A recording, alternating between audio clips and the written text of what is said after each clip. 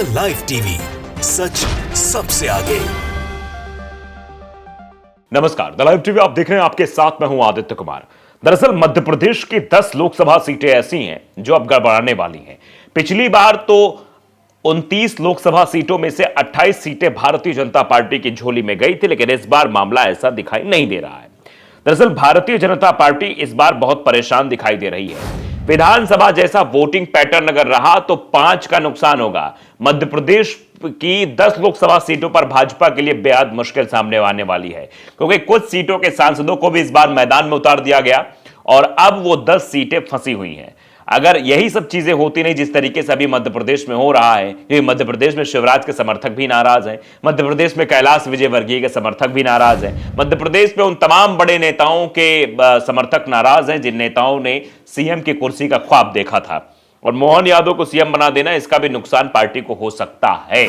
अब देखिए, खतरे की घंटी जो बज रही है, 5 पर खतरे की घंटी है, और विधानसभा जैसा वोटिंग पैटर्न अगर आगे भी जारी रहा तो 5 सीटें तो ऐसे ही चली जाएंगी और 5 पर खतरे की घंटी, यानी 10 सीटों का टोटल अगर देखा जाए कुल जमा, तो 10 सीटों का बड़ा नुकसान होता हुआ विधानसभा चुनाव में पार्टी को नजर आ रहा है। ऐसे में भारतीय जनता पार्टी क्या नई प्लानिंग तैयार करेगी, किस तरीके से काम करेगी, अपने आप में देखना बहुत ही दिलचस्प होगा कि आखिरकार आने वाला समय कैसा पार्टी के लिए बीतने वाला है, कैसी प्लानिंग के तहत मैदान में पार्टी उतरेगी। इस पर सभी की निगाहें टिकी हुई हैं, क्योंकि बड़ी हार ये जो है मिल सकती है भारतीय जनता पार्टी को। 10 लोकसभा सीटें हैं, उन 10 लोकसभा सीटों के हाल बेहद बेहाल है और पार्टी चाहेगी कि इन पर बंपर जीत तय की जाए, लेकिन वो 10 सीटें अब पार्टी के लिए एक मुसीबत बनती हुई दिखाई दे रही है। और 10 सीटों का नुकसान मतलब आप समझ लीजिए एक ऐसा राज्य जहां पर 160 से ऊपर पहली बार भारतीय जनता पार्टी पहुंची है और वहां भी इस तरीके की स्थिति हो जाएगी, तो आप समझ सकते हैं हालात और भी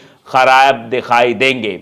वैसे सरकार तो यहां नहीं बनी, लेकिन जो अभी समीकरण जो दिखाई दे रहे हैं वो समीकरण जरूर इस ओर इशारा कर रहे हैं कि मामला गड़बड़ होने वाला है, और मामला अगर गड़बड़ होता है तो बड़ा नुकसान भारतीय जनता पार्टी को इसका उठाना पड़ सकता है। मध्य प्रदेश जो सीटें हैं, दरअसल विधानसभा चुनाव में बंपर जीत के बाद मध्य प्रदेश में सरकार बनाने वाली भाजपा ने लोकसभा चुनाव की तैयारियां भी शुरू कर दी हैं कि लोकसभा चुनाव में तगड़ा प्रदर्शन करना है। पार्टी ने हारे हुए बूथ पर काफी फोकस किया है। इसकी वजह यह भी है कि विधानसभा चुनाव के रिजल्ट में 29 संसदीय क्षेत्रों में से 5 में स्पष्ट रूप से पिछड़ गई है, यानी आज की स्थिति में उसे 4 सीटों का नुकसान हो रहा है। इसमें 3 पर भाजपा के मौजूदा सांसद हैं, एक कांग्रेस के पास है, एक भाजपा के नरेंद्र सिंह तोमर इस्तीफा दे चुके हैं। इसके अलावा 5 और सीटें भाजपा की जो है बढ़त लोकसभा की तुलना में कम है। ये सीटें ग्वालियर, चंबल, महाकौशल और मालवा अंचल की हैं, तो इनको भी यहां पर नुकसान होता हुआ दिखाई दे रहा है। ऐसे में अब ये आगे की रणनीति किस तरीके से बनाएंगे, किस तरीके से मध्य प्रदेश की उन 10 सीटों पर अपना वर्चस्व स्थापित करेंगे, ये देखना अपने आप में दिलचस्प रहेगा। अब चलिए उन सीटों पर भी जरा एक बार निगाह दौड़ा लेते हैं। छिंदवाड़ा लोकसभा, जहां से सांसद नकुल नाथ हैं जो कि कांग्रेस से हैं, वो यहां पर चुनाव जीते हैं 37,536 वोट से। विधानसभा चुनाव में संसदीय क्षेत्र में कांग्रेस की लीड 97,664 वोटों की थी। छिंदवाड़ा में कांग्रेस ने बढ़त बनाई है। ये 2019 के लोकसभा चुनाव में भाजपा 3 विधानसभा क्षेत्र चौरई, सौसर, परासिया में बढ़त बनाने में कामयाब हुई थी। कांग्रेस ये सीट मैच 37,536 वोटों के अंतर से ही बचा पाई थी। विधानसभा चुनाव में छिंदवाड़ा लोकसभा की सभी 7 विधानसभा सीट कांग्रेस जीती। 2019 के लोकसभा चुनाव के मुकाबले अपने वोटों में 91,000 की ज्यादा की बढ़ोतरी है। अब दूसरी बात कर लेते हैं मुरैना लोकसभा, जो कि रिक्त हो गई क्योंकि मुरैना से नरेंद्र सिंह तोमर, उन्होंने विधानसभा का चुनाव लड़ा, वो जीते थे 1,13,341 वोट से। विधानसभा चुनाव में संसदीय क्षेत्र में कांग्रेस की लीड हुई है वहां पर, और 6,376 की लीड है अगर ओवरऑल हम वोटों को काउंट करें तो। मुरैना में लोकसभा की तुलना में बीजेपी का वोट शेयर 9% रहा। लोकसभा में भाजपा के नरेंद्र सिंह तोमर ने यहां की 7 विधानसभा सीटों में लीड की थी, लेकिन विधानसभा चुनाव में भाजपा श्योपुर, विजयपुर, सबलगढ़, मुरैना व अंबा में हार गई। अब नरेंद्र सिंह तोमर दिमनी से विधायक एवं विधानसभा अध्यक्ष बन चुके हैं। पार्टी यहां किसी नए चेहरे की तलाश में जुटी है, और अगर पैटर्न विधानसभा चुनाव जैसा रहा तो यह सीट भी भारतीय जनता पार्टी के हाथ से खिसक सकती है। अब भिंड की बात कर लेते हैं। भिंड की सांसद संध्या राय है। 2019 में 1,99,885 वोट से जीती हैं। 2023 विधानसभा चुनाव में संसदीय क्षेत्र में कांग्रेस की लीड 6,904 वोटों से थी। भिंड लोकसभा में पार्टी ने 8 में से 4 विधानसभा सीटें जीती हैं। चंबल संभाग में आने वाले इस लोकसभा क्षेत्र की सभी 8 विधानसभाओं में भाजपा को 2019 में बढ़त मिली थी।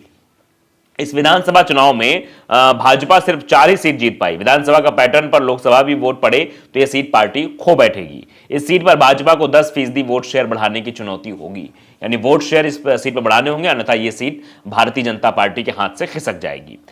अगली सीट है ग्वालियर लोकसभा। विवेक नारायण सेजवलकर यहां से सांसद हैं। वो 1,46,842 वोट से जीते थे। विधानसभा चुनाव में अगर देखा जाए तो कांग्रेस की लीड यहां पर 23,205 वोटों की है। 2 और सीटें मुकाबले में हैं। 6 विधानसभाओं में बढ़त लेने में यहां सफल रही।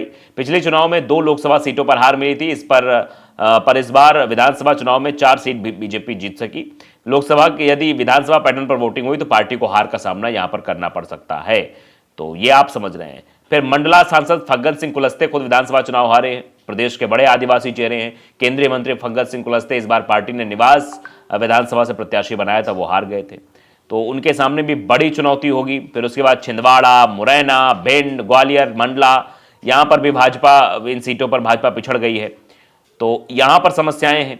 और टीकमगढ़ की बात करें तो टीकमगढ़ में सांसद जो है डॉक्टर वीरेंद्र कुमार खटीक हैं। वो 3,48,059 वोट से जीते हैं। लेकिन अगर वोटिंग पैटर्न विधानसभा चुनाव के हिसाब से बात करें इस लोकसभा सीट का, तो 75,353 वोटों से यहां बीजेपी की लीड है, मतलब यहां पर बीजेपी लीड कर रही है। और वहीं अगर हम बात करें बालाघाट की, तो बालाघाट में बीजेपी लीड कर रही है। लेकिन इन सीटों पर बड़ी मुसीबतें हैं। छिंदवाड़ा में आप देखिए 2023 में भाजपा में कांग्रेस की सीटें जो हैं वो भाजपा 0 पर थी, कांग्रेस 7 में थी। आप समझिए, कांग्रेस 7 सीटें जीती है। भाजपा को वोट मिले 5,81,091। वहीं कांग्रेस को 6,78,737 वोट मिले हैं। 97,646 अंतर जो है इसमें आ रहा है छिंदवाड़ा में। मुरैना में 6,376 का मतलब लीड कर रही है सीट पर कांग्रेस। वहीं भिंड की अगर बात की जाए तो 6,904, ग्वालियर 23,250 और मंडला 16,082।